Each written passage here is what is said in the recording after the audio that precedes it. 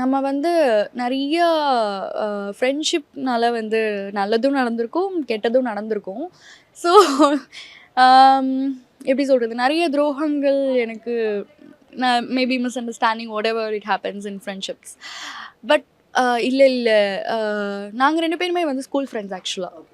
So இல்லை நான் உன்னை விட்டு எங்கேயுமே போகல, நான் உன் கூட தான் இருக்கேன். நீ போகிற, நீ நம்புகிற ஆள் வந்து தப்பான ஆள், don't believe them, just turn back.